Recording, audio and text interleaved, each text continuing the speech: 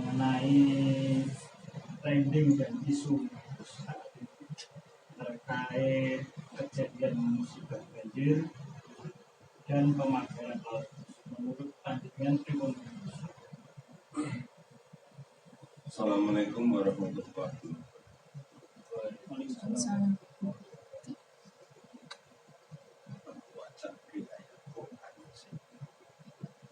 Supaya kita substansinya kuat. Bismillahirrahmanirrahim.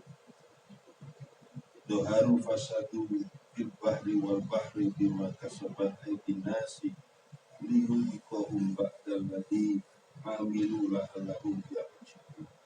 Surat Ar-Rum ayat 41. Maknanya dari ayat itu maknanya adalah Allah sudah menegaskan bahwa banjir, longsor yang terjadi ini itu karena sesungguhnya Allah mengingat.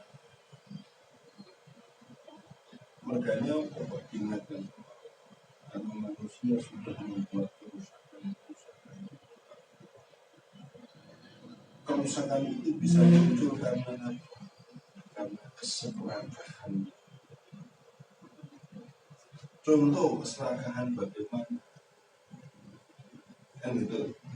Contohnya bagaimana keserakahan yang ditimbulkan mereka sehingga Allah menegur dengan banjir, sehingga Allah menegur dengan tanah longsor dan lain sebagainya. Keserakahannya adalah apa itu? Sudah jelas. Ini adalah laut yang diciptakan Allah. Di dalam laut itu ada kehidupan yang lain. Ada hewan, ikan, plankton, terumbu karang dan lain sebagainya. Ditambah lagi ada hutan mangrove. Di hutan mangrove itu untuk habitat makhluk laut. Nah ini dirusak. Dirusak karena apa? Karena keserakahannya dia. Nah, keserakahan yang bagaimana tuh? Keserakahan yang diciptakan untuk kepentingan contoh.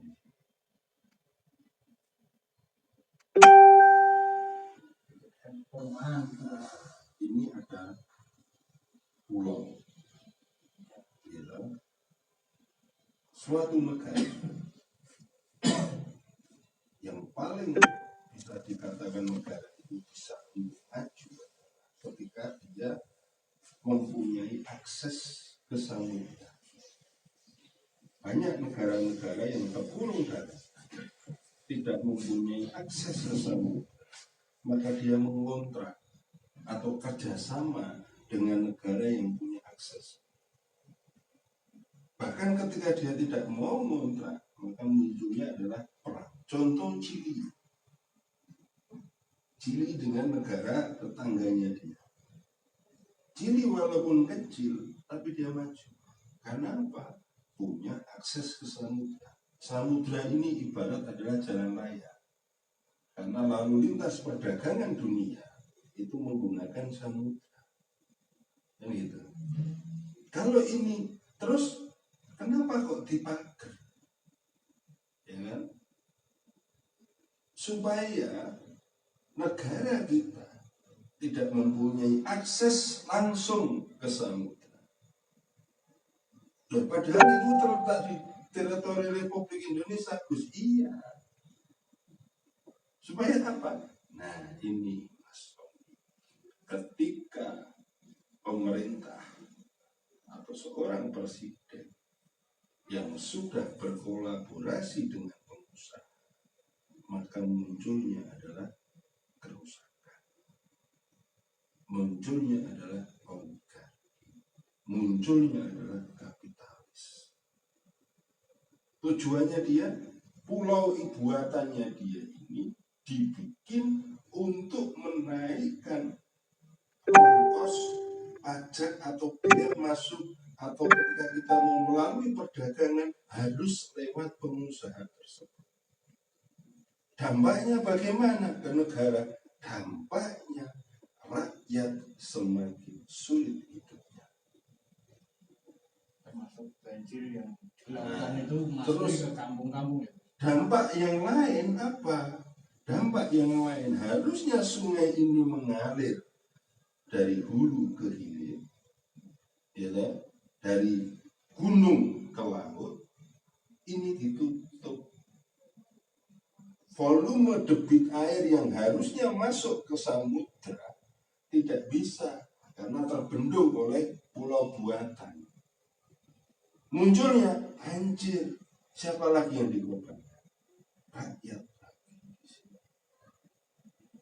Kepentingan siapa? Kepentingan kapitalis, kepentingan oligarki. Kan gitu. Terus harus bagaimana? Langkah kita harus bagaimana? Langkah kita harus menyuarakan ini. Kenapa saya yang tadinya cuma di pondok haji, kok saya diam saja? Itu dosa. Kenapa kok berdosa? Ulama harus memberi tahu atau menasihati umat. Akhir-akhir ini ulama tidak menasihati umat, akan tetapi malah ulama bersembunyi di ketiak umat, dan umarok diatur oleh oligarki. Akhirnya apa? Tidak ada kemaslahatan di muka bumi. Karena tidak ada kemaslahatan ini tadi, ya Allah menurunkan sedikit sentilan kepada manusia. Gus, nah kejadiannya di Jawa. Yang jenengan perhatikan dia zaman saya kecil dulu sampai sekarang baru kali ini banjir sedemikian. Baru kali ini rel putus, baru kali ini rel putus dua-duanya. Karena apa? Debit air yang harusnya masuk ke samudra nggak bisa masuk. Samudra dibatasi semua, dipagari semua, dan dijual kepada oligarki atau pengusaha-pengusaha yang tidak memikirkan ekosistem alam, yang tidak memikirkan kehidupan manusia. Yang dia pikirkan hanya kepentingan pribadi. Padahal negara kita berdasarkan Pancasila. Ya kan? Di dalam undang-undang sudah diatur darat, laut, udara, apa yang ada di dalamnya adalah milik negara dan dikelola negara untuk kemaslahatan masyarakat. Sudah menyimpang apa enggak? Sudah menyimpang.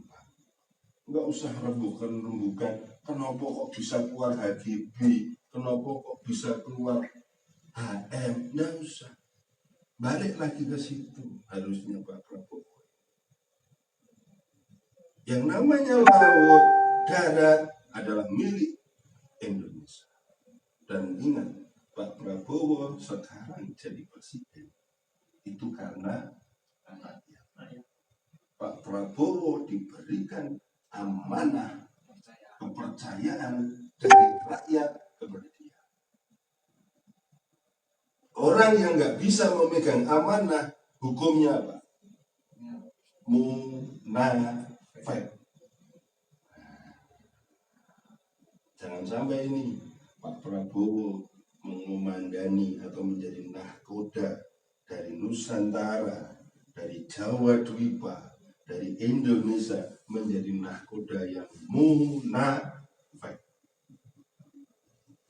Karena rakyat memilih dia itu melihat biografi. Dia adalah seorang bagong yang sudah selesai dengan urusan dunia. Dia hanya melalui ide atau kampanye-kampanyenya kepingin mensejahterakan rakyat, dan itu didengarkan oleh rakyat. Melalui konsistennya dia berkali-kali gagal, dia tetap maju terus. Untuk apa tujuannya? Untuk membesarkan bangsa Indonesia. Nah, di sini terjadi sebelum Pak Prabowo. Kejadian ini muncul sebelum pemerintahan Prabowo. Sekarang Prabowo yang memegang pemerintahan. Ya harus digunakan. Karena presiden adalah panglima tertinggi Republik Indonesia. Presiden memanglimani menjadi panglimanya polisi, panglimanya TNI, panglimanya para menteri. Dengan kekuatannya harus digunakan. Kan itu. Tapi kalau Pak Prabowo tidak menggunakan ini, kekuatannya dia, legitimasinya dia sebagai seorang presiden, jangan salahkan. Ketika wong cilik meruntik, kenapa kok bisa meruntik? Wong cilik itu sing dipikir cuman ibadah karo mangan. Gitu. Sekarang praune kudune tekan nggon jiko iwak kuwi kudune cuman 1 jam. Ini muter-muter 2 sampai 3 jam. Monggo solar sekarang sulit. Ya toh? Dari dulu sampai sekarang itu alasan klasik. Dari zaman Soeharto sampai zamannya Jokowi, yang namanya solar untuk nelayan itu enggak ada. Ada tapi dipersulit. Ada caranya piye? Maling. Tuku tapi koyok maling. Karena apa? Pemerintah tidak memfasilitasi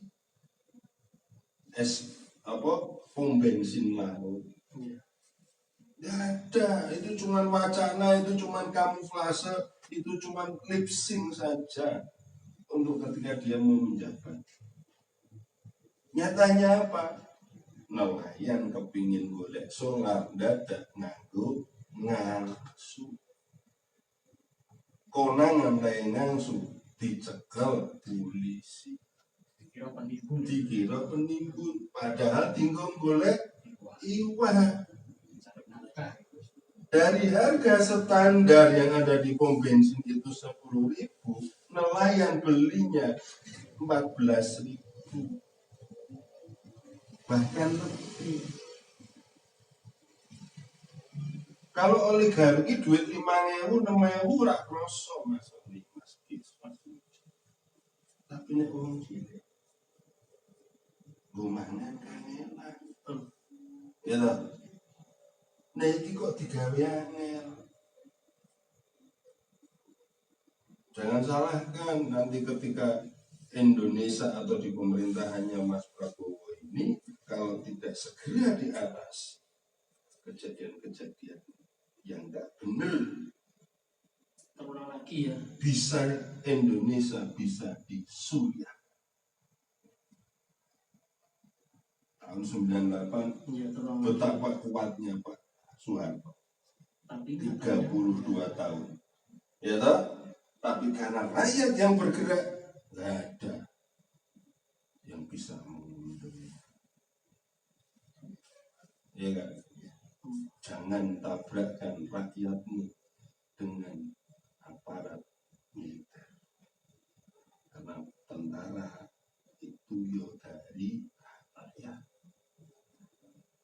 suara itu dari siapa?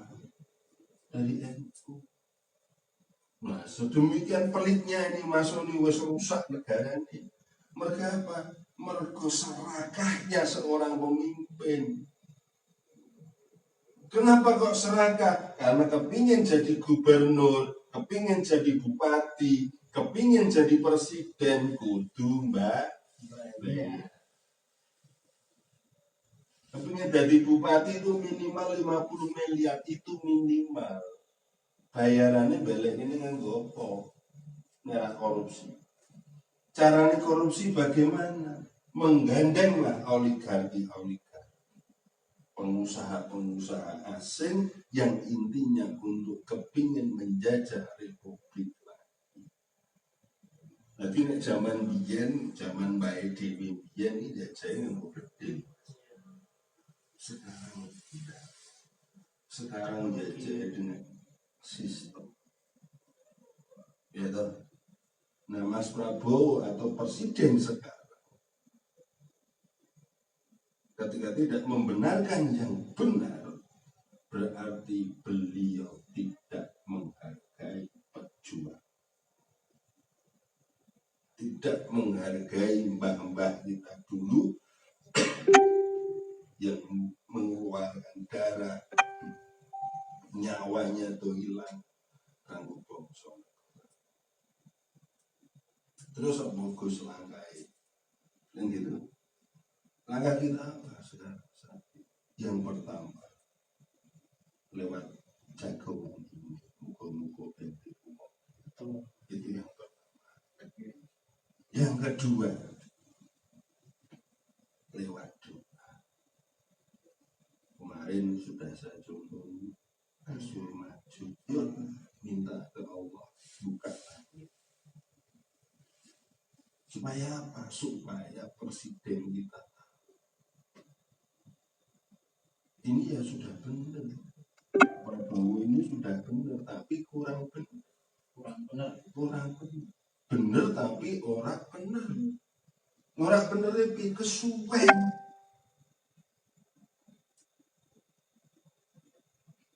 Lebih baik membunuh satu orang daripada merusak satu negara. Lebih baik menghilangkan satu orang daripada republik pecah. Bandingannya gitu Mas Om. Dan ini cuma sangang wong sipit-sipit kabeh kongben gitu. Sampai merusak. Kata-kata motivasi buat pemimpin kita Gus. Nah, pemimpin motivasinya jenengan dipilih oleh rakyat. Jenengan jadi pejabat bukan karena 9 orang, tapi jenengan jadi pejabat adalah dari rakyat Indonesia. Yang harus jenengan dengarkan adalah rakyat, bukan 9 orang yang kepingin merusak republik. Ini tak buka lagi.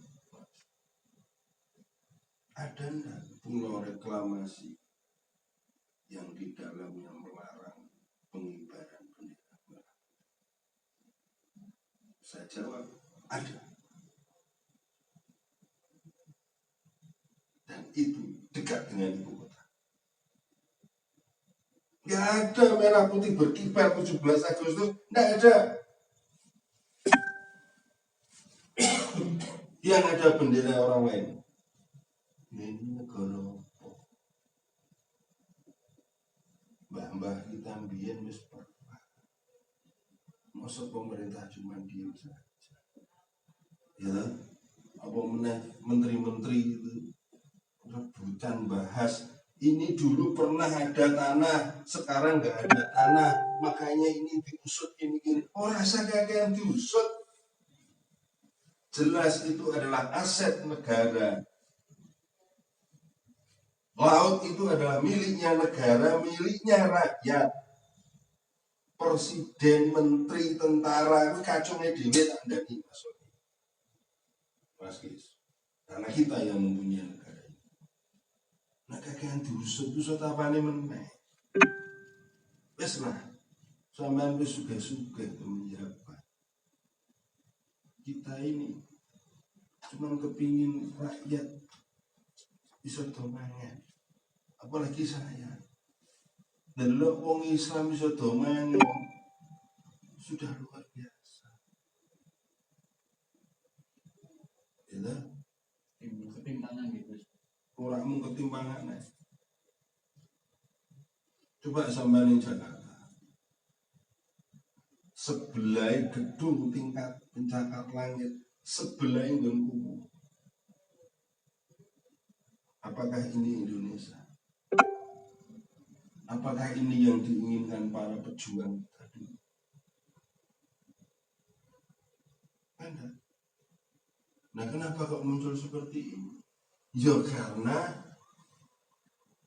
tidak kembali ke marwahnya Republik. Apa marwahnya Republik? Pancasila,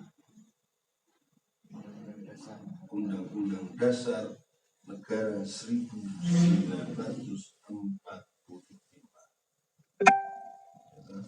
Terus apalagi? Bhinneka Tunggal Ika, Tanhana Dharma Mahurwa. Coba ini dikembalikan. Usaha jadi pejabat ini mesti sugih. Ora perlu dikorupsi. Indonesia ini kurang apanya? Semuanya ada. Indonesia ini negara agraris, negara maritim. Gitu, mosok uyah wae impor. Lucu nggak ini?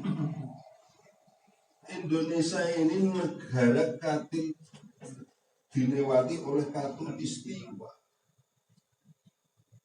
Iklimnya cuma dua, panas dan hujan.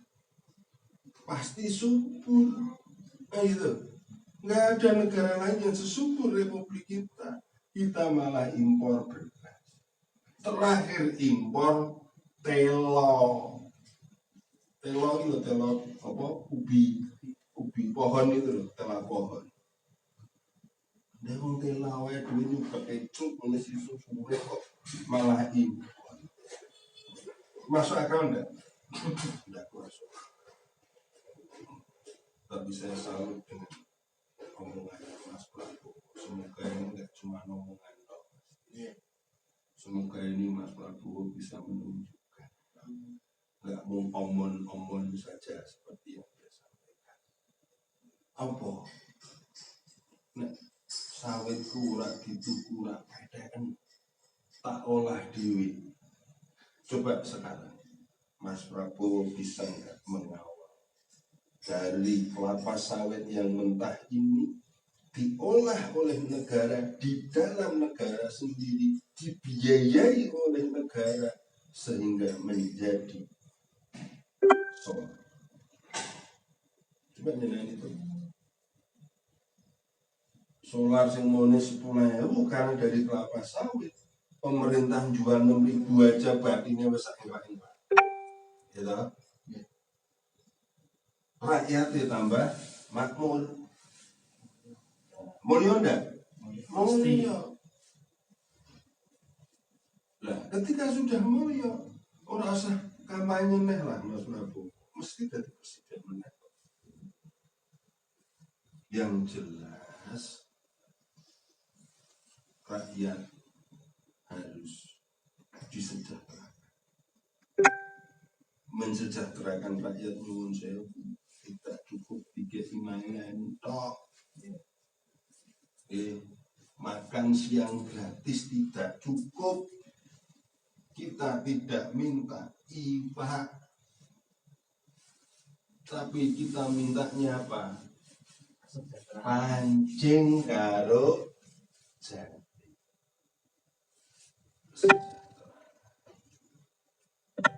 Rakyat dipakani wadok masane bangsane kucing. Tidak cukup itu.